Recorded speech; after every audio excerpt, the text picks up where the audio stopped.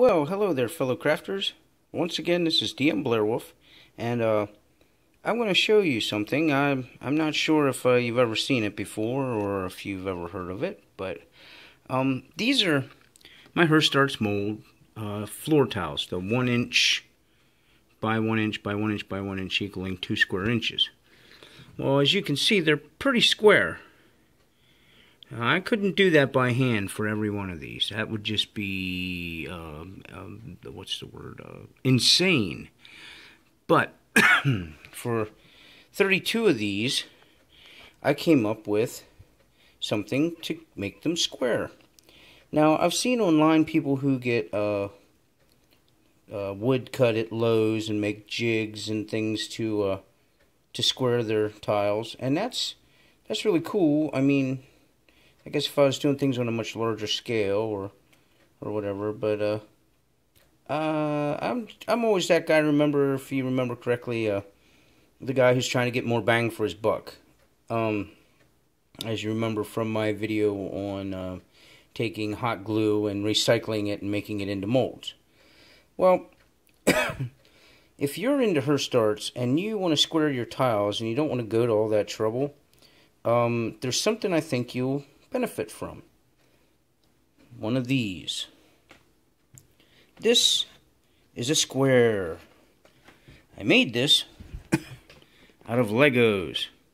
Bunches of Legos. I started with a layer on the bottom, and that's how I determined how big I wanted it. And then I just started building up till I was about what I feel will be near the right height for walls once the tiles dry. Now, here's how I do it. It's pretty simple stuff. You take 4... Ooh! Pay attention to what I'm doing. Take 4 tiles. These are going to be black, painted black, so that you can see them better on camera. Okay? Now, take these 4 tiles and you glue them together. And they're all wibbly wobbly, like this. Oh my lord. Well, you take your square here. See if I can hold this with one hand and do it. And you push them up against there, like this. Okay? Just like that, in the corner. And you push down on the tops. Make sure that they're level. Okay? Now, the glue will hold it all together. Now, I put it together down there on the table, and then once I take the square off, see how square that is?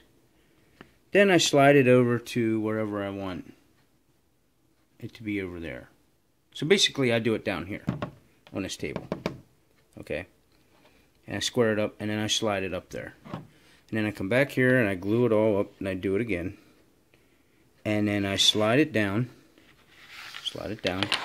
to here. It's all one piece.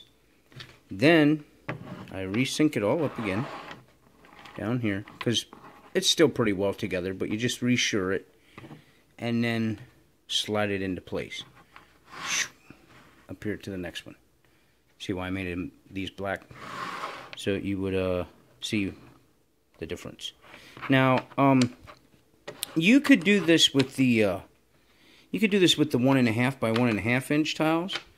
I don't see why it wouldn't work. I mean, I made my jig big enough to, I think it's at 5 inches by 11, 5 by 11, I think, or something like that. 5 by 13, maybe. That maybe might have been what it was. Let me look. 1, 2, 3, 4, 5.5 by 1, 2, 3, 4, 5, 6, 7, 8, 9. Okay. Like 5 by 9. 5 by 10.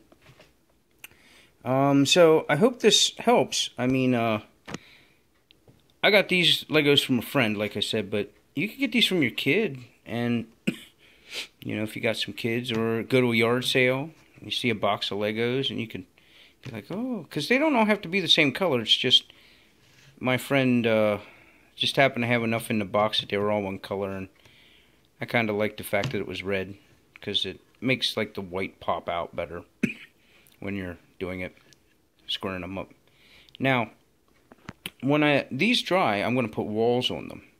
When the walls dry, or when the walls are done being cast, and I go to put them together, I'll show you how to do the walls so you can square them up. I mean, it's just as simple as the floor tiles, but I guess I could, you know, I could show you so you get an understanding of what it is I'm talking about. If you like this idea, use it. Make one. Make two. Make 5. Make them all different sizes. Make one for tiny rooms. Make one for second floors. Make one for this, that, and the other. I mean, Legos are awesome. I've seen a guy who uses Legos to make molds.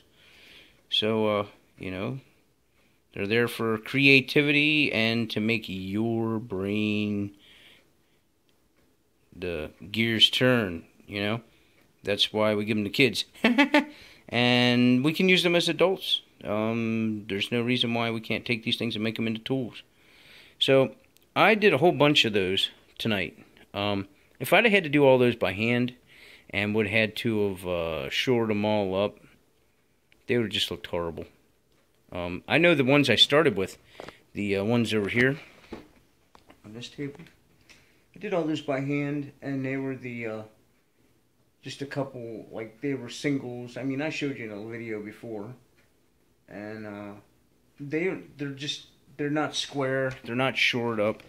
Those were more like tests to see. Plus, they were a quick, if you recall, they were a quick set to put together to use till I can start putting together the ones I want. And I had some people that had some ideas of things they wanted done, and I made that raffle for Jubilee Day. So I kind of had to push a lot of this, what I wanted to do, aside and do things in order of convenience. And I'm finally to the point now where I can start making tiles and make them more like 2-inch by 2-inch square, which is more like what I originally wanted. So if you have any other ideas, ways to make it better, I probably could have capped them with the plastic flat top. So if anybody was thinking that, beat you to the comment. If there's any other comments you got, like you know, whatever, you know, be sure to leave them down here in the bottom. I don't get many comments. I don't understand why, but it's just because nobody has anything to say. So till next time, keep on crafting, guys. Keep using your brain. You know, take the things that are around you and be resourceful. That's what 2.5D was all about, being resourceful. So, until next time, guys, keep on crafting, keep on creating. Thank you for your time. I appreciate you watching these videos. It makes it all worthwhile. Thank you very much.